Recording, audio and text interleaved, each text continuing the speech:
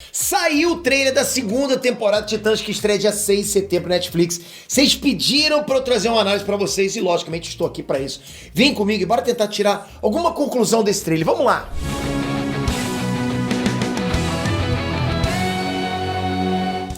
Ei, né, Trunks?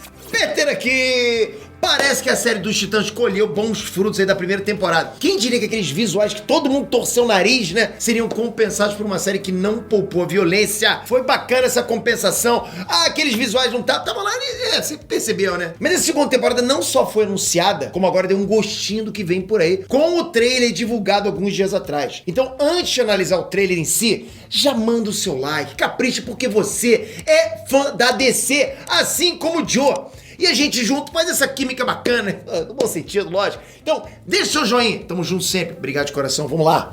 O trailer mostra que o Dick Grayson claramente abdicou do título de Robin. Ele não quer mais ser o Robin pra, enfim, sair da sombra do Batman. E isso fica mais claro ainda quando ocorre lá uma discussão entre ele e o Jason Todd, quando a gente vê, né, o traje do Robin sendo jogado no fogo. Mas, ao meu ver, isso é bem óbvio e vai servir como desculpa pro Dick Grayson assumir o papel de Asa Noturna. Sim, ele não é mais o Robin, ele cresceu, né? Já que na história original ele passa a usar esse nome exatamente para agir sem influência do Batman. Outra coisa notável é o visual novo da Estelar. Tinha que ter, né? Mais parecido com o original. Ainda bem, porque, na boa, aquele cabelo rosa, chiclete, tava realmente muito esquisito. As pessoas já o odiaram antes da série estrear e continuaram odiando depois que ela estreou, porque realmente era ruim. Abalou aquele visual estilo Mulher Fatal e deixaram os cabelos dela mais ondulados. Evidentemente, os cabelos dela não deveriam ser lisos, já que nos quadrinhos nunca foram, mas também não eram cacheadinhos, né? E muito menos cor de rosa. Então essa foi uma mudança positiva. Eu não sou muito bom em comentar cabelo, mas assim, de repente eu monto outro canal pra isso. Bruce Wayne deu as caras. E ao que tudo indica, parece que o conflito entre pai e filho vai ser bem presente entre ele e o Dick Grayson, porque isso acontece também nos quadrinhos.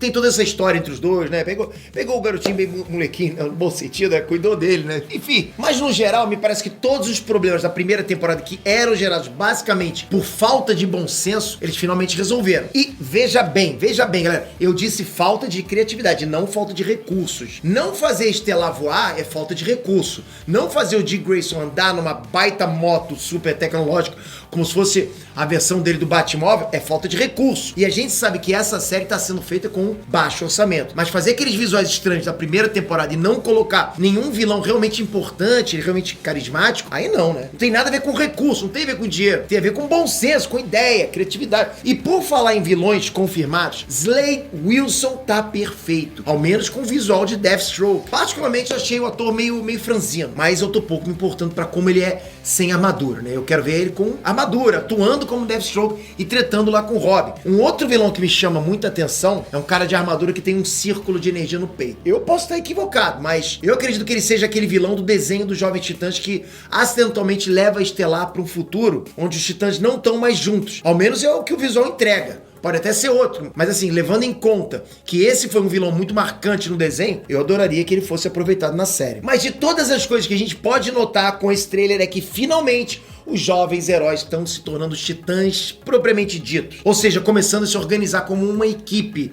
Eu acredito, inclusive, que no fim do trailer, quando falam lá pro Dick, seja o Batman, estão propondo exatamente que ele assuma o cargo de líder da equipe. Mas numa outra hipótese, pode ser que o Bruce Wayne esteja tentando passar o manto do morcego pro filho mais velho dele. E o que me leva a acreditar nisso é o breve diálogo que ocorre entre os dois. Porque assim, o Dick Grayson, ele questiona o Bruce dizendo, você faria isso de novo, né? Dedicar esse tempo a alguém que só quer ir embora? E o Bruce Wayne responde, eu faria tudo exatamente igual. Parece que a Estelar também vai ser muito explorada nessa segunda temporada, já que a estrela já mostrou de cara um membro da Guarda Real de Tamara vindo buscar ela. Eu adoraria ver ainda na segunda temporada a Estelar Negra, né, a irmã da Estelar, até porque seria muito legal que esse conflito familiar fosse o principal gatilho para aproximação entre o Asa Noturna e a Estelar. E digo isso porque a química entre eles nessa primeira temporada aí foi completamente nula. E todo mundo que viu as animações ou leu os quadrinhos sabe que os dois se pegam e não é de hoje. Rola um swell bacana ali. Mas ainda tem muita coisa que me intrigou, que é a personalidade sensível e frágil da Ravena. E eu digo isso porque os poderes da Ravena são controlados exatamente pelas emoções dela. E ela tá chorosa, deveria gerar consequências negativas ao redor dela. Mas sendo bem sincero, galera, eu acredito que é a própria Estelar quem vai ajudar a Ravena a controlar as emoções dela. E o que me leva a acreditar nisso é que nos longas animados dos Titãs, a principal instrutora dos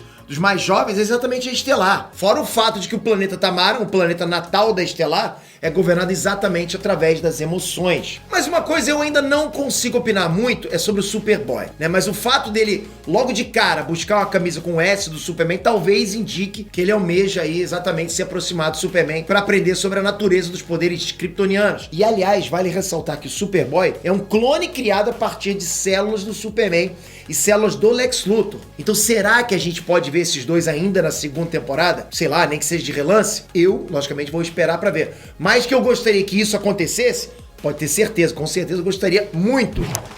Galera, o que vocês esperam aí da segunda temporada de Titãs? Vocês querem um review dos episódios aqui? Comenta aí embaixo, eu preciso dos comentários. Comentem! Comenta e me espera lá no Instagram também. Rapaz, eu tô falando, eu tenho que sempre fazer um jabazinho de alguma rede social, lógico.